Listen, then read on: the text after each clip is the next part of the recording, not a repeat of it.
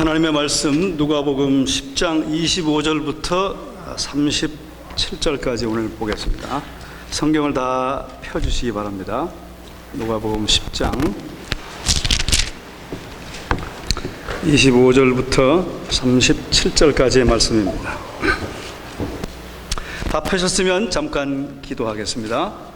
사랑의 아버지, 이제 우리가 말씀을 열고 주님의 음성을 듣기 원합니다. 저희들에게 말씀해 주시옵소서. 예수님의 이름으로 기도합니다. 아멘. 여러분, 예쁜 여자를 좋아하시나요?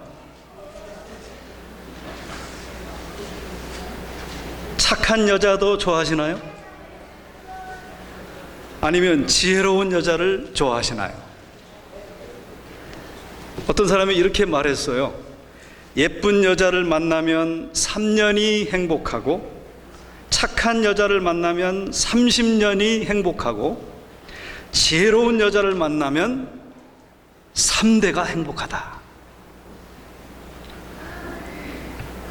오늘 이 누가복음 10장 25절부터 등장하는 한 사람도 아마 지혜로운 사람이 되기를 원했던 것 같습니다. 그래서 그가 예수님을 만나서 물었어요. 25절에 어떤 율법사가 일어나 예수를 시험하여 가로되, 선생님, 내가 무엇을 하여야 영생을 얻으리이까? 26절, 예수께서 이르시되 율법에 무엇이라 기록되었으며 내가 어떻게 읽느냐? 27절 다 함께 읽겠습니다. 시작. 대답하여 가로되 내 마음을 다하며 목숨을 다하며 힘을 다하며 뜻을 다하여 주 너희 하나님을 사랑하고 또한 내 이웃을 내 몸과 같이 사랑하라 하였나이다. 28절, 예수께서 이르시되 내 대답이 옳도다. 이를 행하라. 그리하면 살리라 하시니,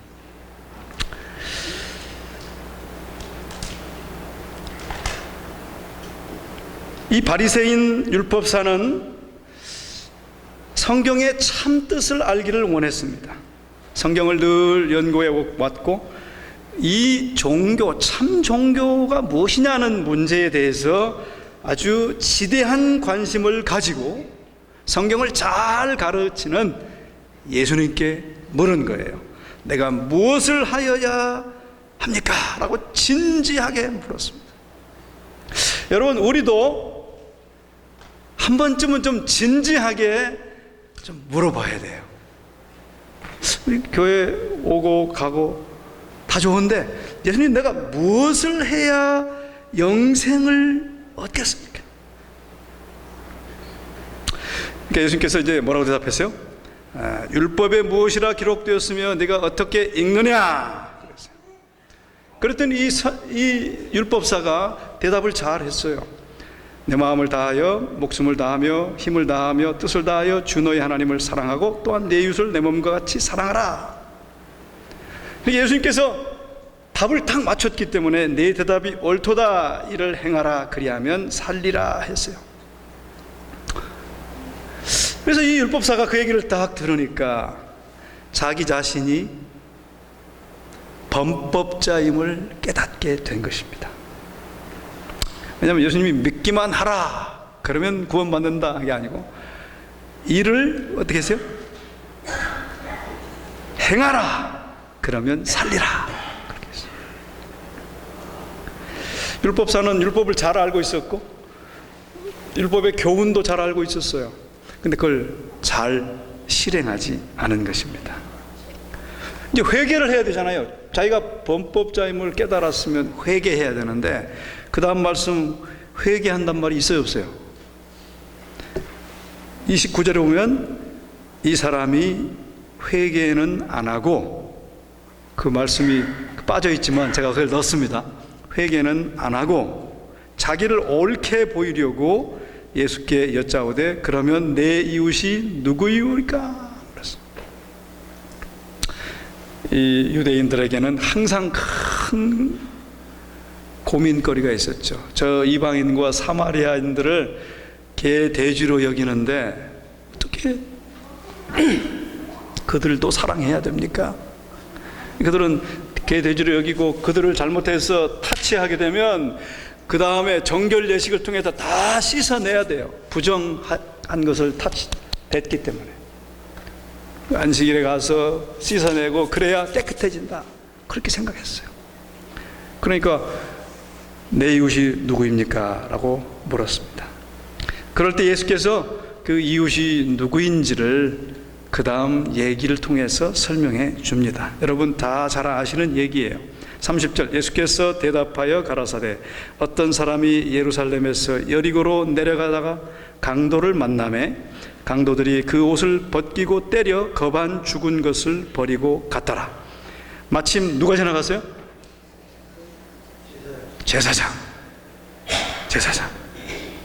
제사장이 그 길로 내려가다가 그를 도와줬어요? 그를 보고 피하여 지나가고. 32절, 또 이와 같이 한 누구요? 레위인은 오늘날로 하면 누굴까요? 그것도 목사예요? 네, 교회 종교 지도자들, 아마 장로님들 정도 될 수 있어요. 레위인도 그곳에 이르러 그를 보고 피하여 지나갔습니다. 이 두 부류의 사람들은 소위 성직자였어요. 성경 해설자였습니다. 성경을 잘 아는 사람들이에요. 하나님의 놀라운 율법의 정신을, 그 사랑의 정신을 잘 가르치고 잘 실천해야 되는데 실천하지 않았습니다. 심지어는 율법에 자비로운 조항이 있었는데 어떤 자비로운 조항이 있었냐면, 출애굽기 보면 만일 내 원수의 길 잃은 소나 나귀를 만나거든 반드시 그 사람에게 돌릴지며, 네가 만일 너나 미워하는 자의 나귀가 짐을 싣고 엎드러짐을 보거든 삼가 버려두지 말고 그를 도와 그 짐을 부려올지니라. 심지어는 나귀 짐승까지도 어려울 때 뭐라 그랬어요? 도우라 그랬어요.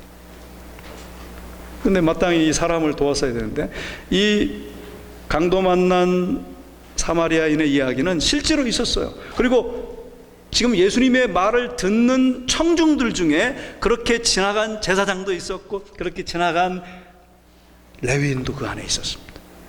그건 예화가 아니에요. 실제로 있었던 이야기였습니다. 그렇게 다 지나가 버렸어요. 율법을 아는 자들도, 자비와 긍휼을 베풀려고 하는 그 율법을 다 가르치는 자들도 지나가 버렸어요. 그런데 누가 지나갔어요? 33절, 어떤 사마리아인은 여행하는 중 거기 이르러 그를 보고 불쌍히 여겨 가까이 가서 기름과 포도주를 그 상처에 붓고 싸매고 자기 짐승에 태워 주막으로 데리고 가서 돌봐주고 이튿날에 데나리온 2를 내어 주막 주인에게 주며. 여기까지는 아마 우리도 할 수 있을지 모르겠어요. 그런데 가로되 이 사람을 돌봐주라. 부비가 더 들면 내가 돌아올 때 갚으리라 하였으니. 그랬어요. 참 놀라운 일 아닙니까? 이 사마리아인은 만약에 자기가 사마리아인이 이렇게 거반 죽을 듯하게 누워있고 유대인이 그걸 봤으면 침을 뱉고 지나갔을 거예요. 그럼 분명히 유대인이지만 이 사람은 사마리아인입니다. 자기를 개돼지로 여기는 사람이에요. 그러나 그 사람은 그것 때문에 주저하지 않았습니다. 또 그가 거기서 지체하면 폭행 강도당할 위험이 있는데 생각지 않았습니다. 사마리아인은 옷을 벗어서 그를 덮어주었고 그가 여행하기 위하여 준비한 기름과 포도주를 상처 입은 사람을 위해서 치료하고 그의 원기를 회복시키기 위하여 사용했습니다. 사마리아인은 거기서 끝나지 않고 그 사람을 짐승에 태운 다음 부상당한 사람이 흔들려서 고통을 당하지 않도록 천천히 걸어서 어디까지 갔어요? 여관에 갔습니다. 그리고 밤새 그를 극진히 돌봐주고 아침에 환자가 좀 괜찮아지니까 이제 사마리아인은 길을 떠나면서 주막 주인에게 그를 돌봐달라고 부탁하고 그 비용을 지불하고 또 그 비용을 위해서 돈을 추가 비용을 줬어요. 그리고 또 돌아올 때 그 추가 비용도 모자랐으면 내가 다 갚아주겠으니 잘 좀 돌봐달라. 그렇게 합니다. 이 사마리아인은 강도 만난 사람을 위해서 조건 없는 사랑을 베풀었습니다. 그리고 예수님께서 물었어요. 36절에 내 의견에는 이 세 사람 중에 누가 강도 만난 자의 이웃이 되겠는가? 37절 다 함께 읽겠습니다. 시작. 가로되 자비를 베푼 자니이다. 예수께서 이르시되 가서 너도 이와 같이 하라 하시니라. 누가 내 이웃이니까 라고 하는 말에 영원한 해답이 여기 주어졌습니다. 우리의 이웃은 인종이나 피부색이나 계급과 관계없이 우리의 도움을 필요로 하는 사람들입니다. 그런데 이 선한 사마리아인의 이야기 가운데 사실은 예수님의 모습이 투영되어 있습니다. 우리 인류는 사단에게 속임을 당하고 상처를 입고 강도질 당하고 엉망이 되어 멸망되도록 내팽개쳐짐을 받았습니다. 그러나 구주께서는 우리의 절망적인 상태를 동정하셨습니다. 예수께서는 그의 영광을 버리시고 우리를 구원하시기 위하여 위험을 무릅쓰고 이 땅에 오셨습니다. 그는 죽어가는 우리를 찾으시고 우리의 처지를, 우리의 처한 상황을 또 맡으셨습니다. 그분은 우리의 상처를 치료하셨고 그분께서는 의의 두루마기로 우리를 덮으셨습니다. 그분께서는 우리에게 안전한 피난처를 마련하시고 자기의 비용으로 우리를 위해서 완전한 대책을 세워 주셨습니다. 그분은 우리를 구속하기 위하여 죽으셨고 아무런 조건 없이 무한한 사랑을 실천하셨습니다. 그리고 그분의 모본을 지적해 보이시면서 내가 너희를 사랑한 것 같이 너희도 서로 사랑하라 그랬어요. 요한일서 2장 6절에 저 안에, 저는 예수님이죠, 저 안에 거한다 하는 자는 그의 행하시는 대로 자기도 행할지니라 그랬어요. 이 사마리아인은 진정으로 율법을 행하는 자였습니다.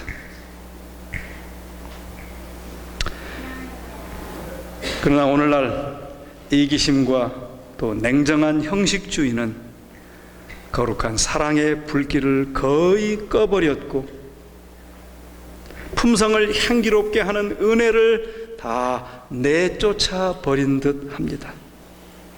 그리스도인을 공언하는 사람들 중에 그리스도인은 그리스도를 대표해야 한다는 사실을 잊는 경우가 왕왕 있습니다.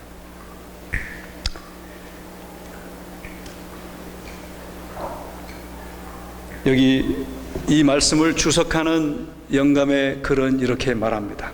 다 함께 읽어볼까요? 시작.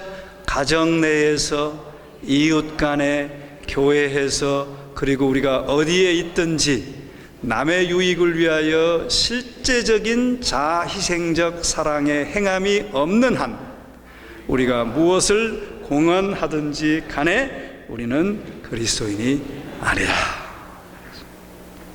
여러분, 세상에는 인생의 과오를 범하고 수치심과 자신의 어리석음을 느끼는 많은 사람들이 있습니다. 그들은 격려의 말에 굶주리고 있어요.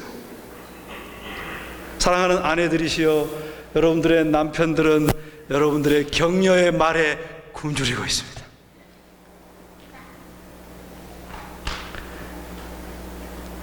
그런데 그런 많은 사람들은 자기의 잘못과 과오를 바라보다가 마침내 거의 절망 직전까지 내몰립니다. 우리는 그런 영혼들을 소홀히 하면 안 되겠습니다. 상처받은 영혼에게, 사람에게 치료하는 향유가 될 수 있는 믿음과 용기의 말을 하시기를 바랍니다. 꼭 정월 초하루에만 덕담하시지 말고 1년 내내 그렇게 덕담하시는 여러분들이 되기를 간절히 바랍니다. 수많은 사람들이 인생의 큰 투쟁에서 용기를 잃고 낙담해 있습니다. 그러나 이때 한마디의 친절한 격려의 말만 들었더라면 그들은 다시 용기를 내서 일어섰을 거예요. 여러분, 우리는 야고보 2장 10절의 말씀을 잘 압니다. 제가 한번 읽어볼게요. 따라해 보세요. 누구든지 온 율법을 지키다가 그 하나를 범하면 모두 범한 자가 되나니. 아멘. 아멘 하십니까? 그런데 이 말씀을 우리 재림교회는 10계명 중에 안식일 계명 하나를 범하면 모두 범한 자가 된다, 그러니 안식일을 지켜야 한다고 그렇게 교리적으로 가르칩니다. 조금은 일리가 있어요. 그러나 여러분, 이 말씀을 이렇게 이해하는 것이 옳습니다. 안식일 계명을 지키다가 이웃 사랑은 실천 안 하면 모두 범한 자가 되나니. 맞습니까? 여러분, 우리가 안식일을 거룩하게 잘 지켜요. 또 6째 계명 살인하지 말지니라는 계명이 있습니다. 내가 안식일을 잘 지켰기 때문에 내가 살인을 해도 그 살인죄가 면제됩니까? 아니에요. 유죄입니다. 아무리 안식일을 잘 지켜도, 예수님처럼 안식일을 잘 지켜도 살인하면 살인죄, 유죄예요. 유죄. 마찬가지로 우리가 안식일을 아무리 잘 지키고 살인도 안 할지라도 이웃 사랑을 실천하지 않는다면 뭐라고요? 유죄입니다. 유죄. 아니, 정월 초하루부터 유죄라고 죄송합니다. 사실이 그래요. 사실이. 우리 1월 1일을 다 지냈으니까. 여러분, 조금 심하게 말하면 이웃 사랑하지 않는 것이나 살인하는 것이나 하나님 앞에서는 같은 유죄라는 사실입니다. 여러분, 혹시 선한 사마리아인의 법이라고 들어보셨습니까? Good Samaritan Law 들어보셨어요? 미국에 있는 법입니다. 법이에요. 법.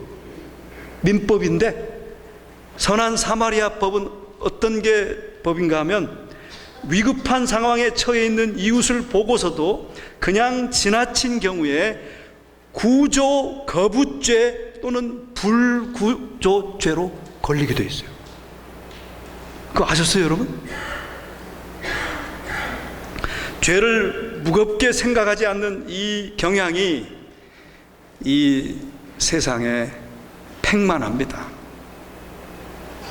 사람들은 죄를 죄라고 말하기를 거부하고 단지 문제이거나 또 취약점이라고 말합니다. 그러나 여러분, 이웃을 내 몸처럼 사랑하지 않는 것은, 이웃을 내 몸처럼 사랑하는 것을 실행하지 않는 것은 죄입니다. 더 이상 이 죄를 간과하지 말고 미워하지 말고 사랑해야 합니다. 자, 그러면 안식일을 거룩하게 지키라와 이웃 사랑 어떻게 접목할 수 있을까요? 예수님이 율법사에게 한 얘기입니다. 안식일을 거룩하게 지키라. 그건 이웃 사랑인데 안식일과 이웃 사랑 우리가 어떻게 접목할 수 있겠습니까? 성도들이 안식일 예배를 드리고 나가서 이웃을 사랑해야 합니다. 어렵고 곤란한 자를 방문하여 돕고 필요를 제공하고 노숙자를 도와야 합니다. 게인스빌에 한 우리 교회는 약 400명의 교우들인데 그들은 절대로 음식을 금요일 해질 때까지 다 준비 마칩니다. 안식일에 와서 주방에서 부산하지 않아요. 금요일 해질 때까지 다 마치고 400명인 거예요. 근데 그들이 2가지 음식을 준비한대요. 그 담임 목사에게 제가 들은 얘기를 들었어요. 두 가지 음식을 준비하는데, 첫째 종류는 성도들이 먹을 간단한 파틀락, 안식일 점심 파틀락 음식. 둘째는 노숙자에게 나눠줄 음식들을 준비한다는 것입니다. 그리고 안식일 예배가 마치고 간단하게 파틀락하고 그 음식을 들고 이웃에 가서 음식을 전달해 주는 것입니다. 여러분 어떻게 생각하십니까? 예수님이 한 말씀과 동일한 건가요? 여기 예수님께서 이 말씀을 이렇게 우리에게 다시 한번 시대의 소망을 통해서 이 말씀을 주석해 줘요. 선한 사마리아인의 이야기 가운데서 그리스도께서는 참 종교에 대해 예증해 주신다. 그리스도께서는 참 종교는 제도나 신조나 의식으로 이루어지는 것이 아니요. 다 함께 읽겠습니다. 시작. 다른 사람에게 진심 어린 선으로 사랑의 행동을 행하고 최대의 선을 제공해 주는 것이다. 그랬어요.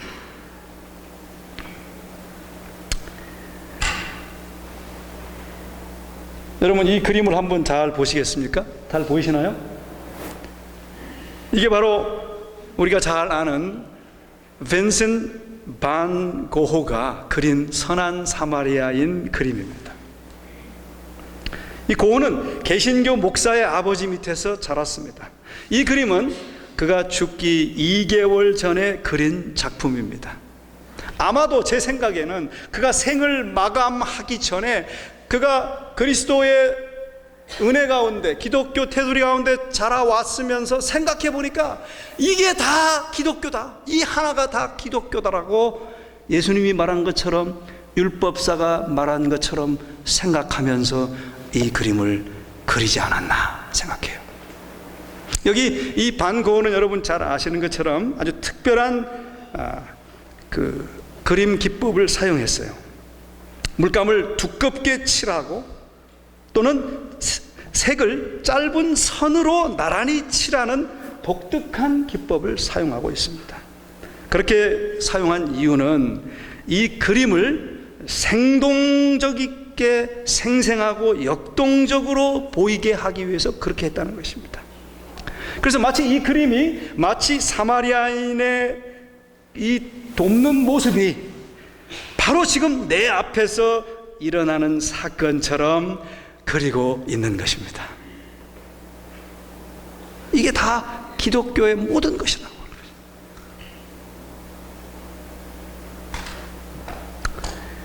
여기 잘 보시면은 저쪽에 이 포인트가 없어서 저쪽에 제사장이 보이시나요? 저기 왼쪽에 있는 까만 거 밑에 제사장이 희미하게 지나가죠.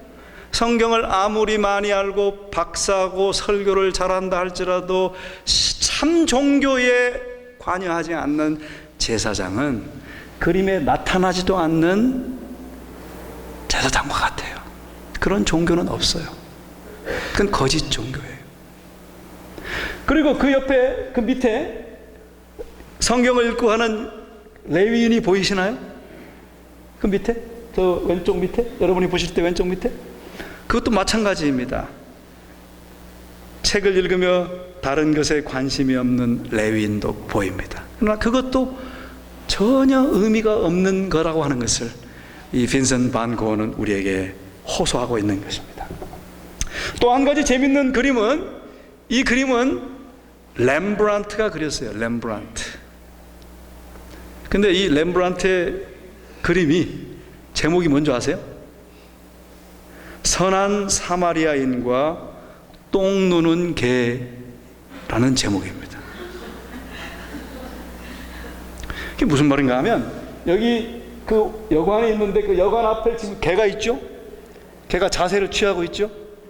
네. 그 자세를 취하고 똥을 누는데 그 여관에 들어가려면 그걸 지나서 가야 돼요. 똥을 밟든지 하여튼 냄새를 맡고 지나가야 돼요. 그 말은 이웃을 돕기 위해서는 굴욕과 희생이 필요하다는 것을 우리에게 말해주고 있습니다.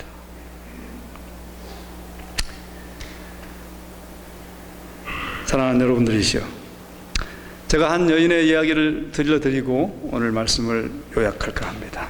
스테판이라고 하는 한 여인이 있었습니다. 그는 1950년에 발발한 한국 전쟁에 참전한 미군이 어느 여인을 임신시키고 태어난 아기였어요. 이 스테파니는 아버지가 누군지 몰랐습니다. 그는 3살쯤 되었을 때 그 엄마가 가족들의 강요 때문에 그 스테파니를 포기했어야만 했어요. 아직 서너 살밖에 되지 않은 아이를 그저 세상에 던져버렸습니다. 그는 가까스로 연명해 가는데 그 어린 나이에 동네 아이들에게 혼혈하라는 놀림을 받았고, 또 농부들은 먹을 걸 훔쳐간다고 소리 질렀습니다. 그녀는 사람 취급을 받지 못했어요. 자신을 쓸모없고 더럽고 부정하다고 여겼습니다. 이름도 없고 정체성도 없고 가족도 없고 미래도 없고 희망도 없었습니다. 자신이 싫어졌어요. 몇 차례 죽을 고비를 겪지만 용케 살아서 대전으로 흘러 들어갔습니다. 그곳에서도 고아들과 살면서 약 7살 때 성추행을 당하고 또 몹쓸 일을 겪다가 콜레라가 돌면서 지독히 앓게 되었습니다. 그러나 누가 돌봐주지도 않는데 살아야겠다고 생각하고 먹을 걸 찾으러 가다가 또 농부에게 붙잡혀가지고 쥐들의 소굴인 쓰레기 더미에 던져졌습니다. 세상의 상처 주는 강도들에게 당하고 죽음의 쓰레기 더미에 던져졌어요. 여러분 기억하십시오. 상처 주는 자들은 강도들입니다. 그리스도인은 치료하고 회복하는 자들입니다. 거기서 이제 죽어가는데 어떻게 눈을 떠보니까 스웨덴 출신의 월드비전 간호사 아이리스라는 여자를 눈을 마주쳤어요. 근데 이 간호사는 아주 갓난아기들을, 버려진 갓난아기들을 찾아서 데려오는 임무였어요. 근데 7살 된 이 스테파니는 너무 나이가 많았기 때문에 이 아이리스가 좀 주저했어요. 근데 갑자기 큰 음성이 이 아이리스 간호사에게 들렸습니다. 이 아이는 내 것이다.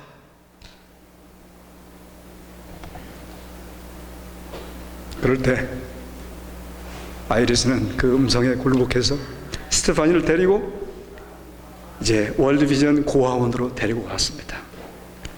그 고아원에서 나이가 제일 많은 7살짜리 스테파니는 이제 버려진 아이들을 주워오는 그 아이들을 돌보는 것이 일이었어요. 근데 하루는 미국인 부부가 남자 신생아를 입양하러 왔습니다.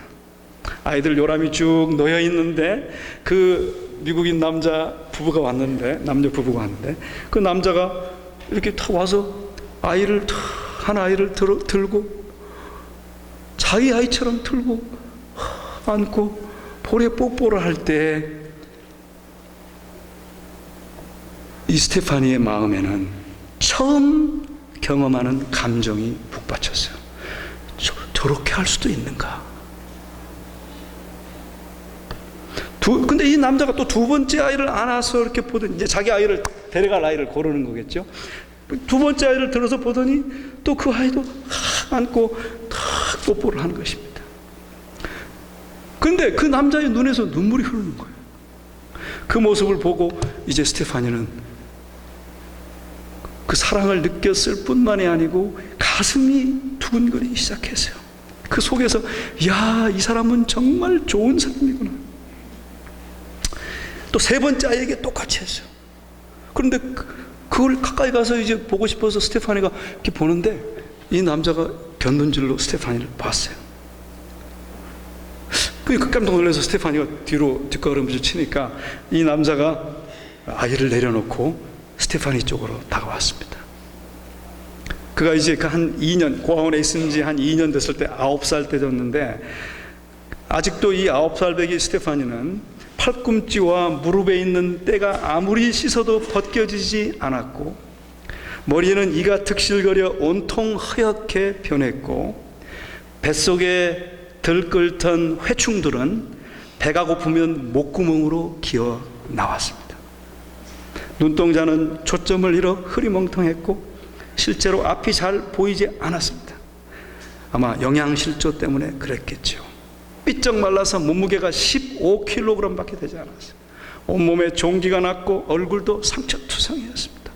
그런데 그 남자가 스테파니에게 다가와서 최대한 몸을 낮춰서 구부리고 앉더니 눈을 똑바로 바라보고 그 큰 손을 내밀어 그녀 얼굴에 댔어요.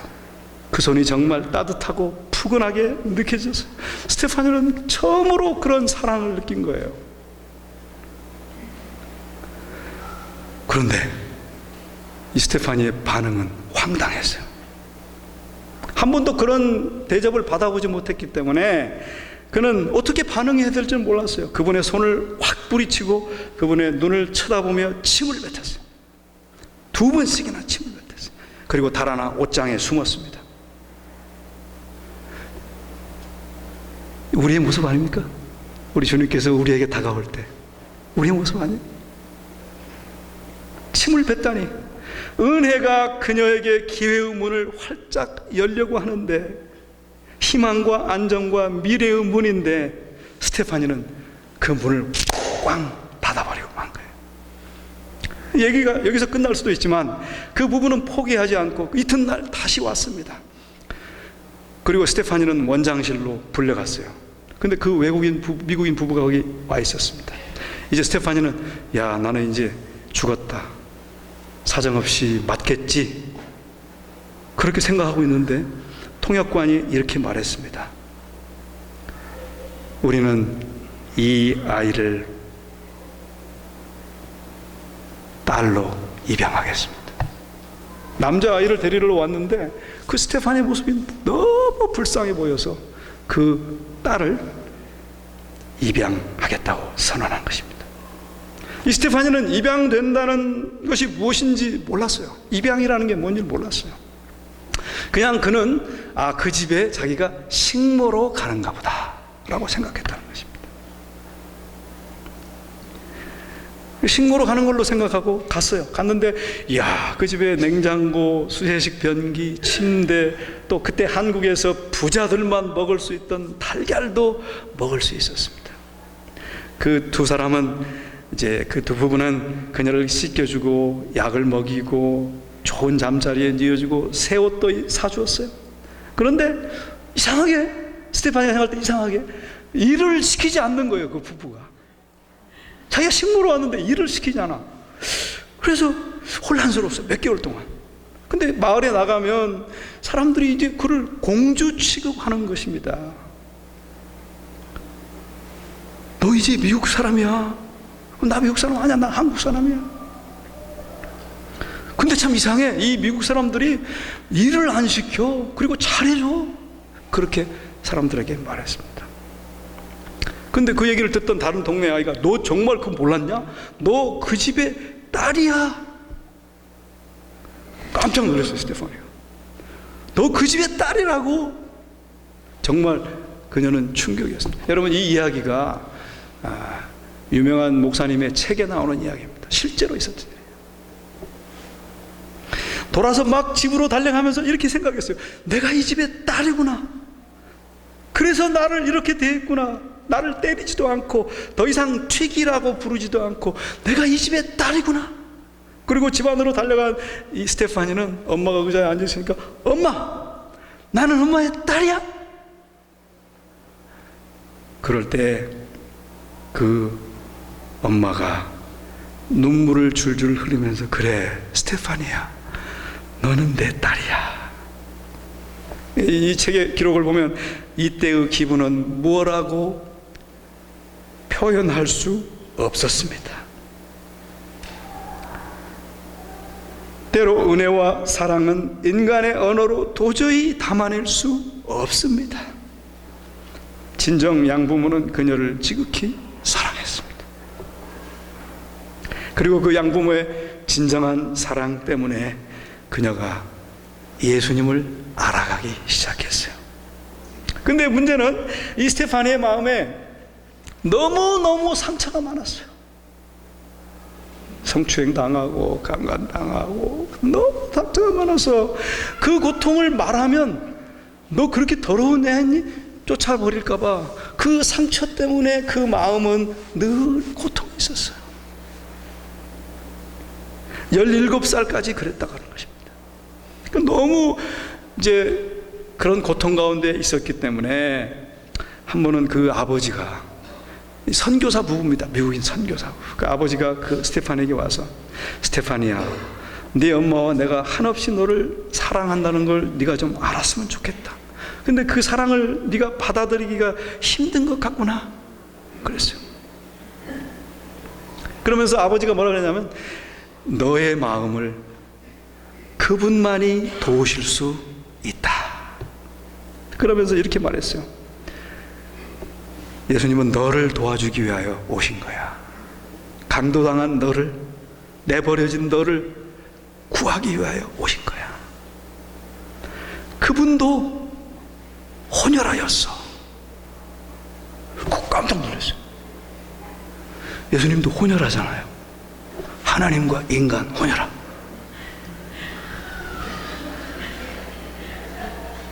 예수님도 어렸을 때 집더미에서 잤고 사람들에게 조롱과 학대도 당했어요. 사람들이 그분을 죽이려고 쫓아다녔어요. 그제야 깨달았어요. 아, 이게 정말 그렇구나. 그리고 예수님이 나를 이해한다는 아빠 말이 느껴지기 시작하면서 그날 밤 아빠가 가신 뒤에 기도했어요. 하나님, 당신이 우리 엄마 아빠가 말한 그런 분이라면 지금 당장 뭔가를 해주세요. 그러자 그분의 응답이 즉시 일어났습니다. 눈물이 터졌어요. 그는 몇 년째 울지 않았어요. 그는 울 수가 없었습니다. 학대와 놀림을 당하면서 울수록 고통이 더 심해진다는 걸 깨달았기 때문에 그는 울지 않기로 결심해서 그렇게 살았어요. 악하게, 악독하게 생존을 위해서 살았어요. 그런데 그날 밤 그 마음 안에 있던 차갑게 굳어있던 것들이 그리스도의 사랑으로 무너져 내린 것입니다. 그녀와 하나님을 가로막던 그 철벽을 성령께서 녹여주신 것입니다. 도저히 그 눈물을 멈출 수 없었어요.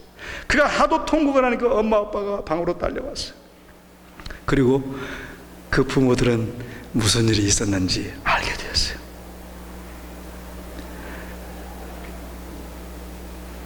그 전까지는 예수님의 이야기가 늘 다른 사람들에게 있던 얘기로 들렸지만 이제 그 예수님은, 그 선한 사마리아인 예수님은 그에게 오셨어요. 실수로 죄악으로 태어난 아이에게도 오셨어요. 지독한 분노가 또 강간당한 여자였지만, 학대받은 아이였지만 그거에 아랑곳하지 않고 그리스도께서 그분의 마음에 오셨어요. 여러분, 바로 이 미국인 선교사 부부가 아름다운 선한 사마리아인이었습니다. 누가복음 10장에는 아마 지면이 부족해서 그 선한 사마리아인의 그 은혜를 받고 변화한 모습을 기록할 수 없었을 거예요. 그래서 이 스토리는 하나님께서 아마 그 사마리아인의 그 뒷얘기를 우리에게 제공해 주는지 모르겠어요. 그리고 스테파니는 그 후에 선교사의 아내가 되어서 선한 사마리인으로서 평생을 봉사하고 많은 사람들을 돕고 은퇴한 후에 지금 덴버에서 살고 있습니다. 사랑하신 우리 성도님들이시여, 우리 참 기독교가 바로 누가복음 10장에 기록되어 있습니다. 그 기록을 그저 이해만 하지 마시고 새해가 됐으니 또 구정이 됐으니 새해에는 이제 그 사랑을 실천하는 선한 사마리아인들, 선한 사마리아인들이 꽉 찬 사랑의 교회가 되기를 주의 이름으로 간절히 축원합니다.